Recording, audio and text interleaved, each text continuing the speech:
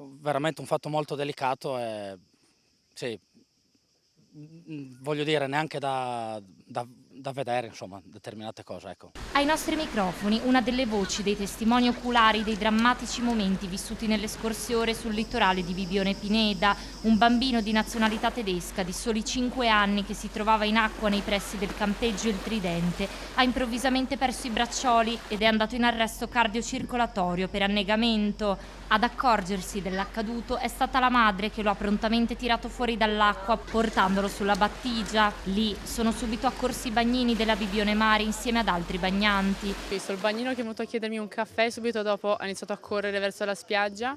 È stato avvisato da un nostro cliente dicendo che c'era un bambino che stava male e ho visto una marasma di gente avvicinarsi. E ho visto degli ombrelloni come per, diciamo, coprire il luogo dell'accaduto e ho visto l'elicottero atterrare poco dietro l'ombrellone nostro, diciamo. Un elicottero, l'ambulanza, guardia costiera, c'era movimento, sì.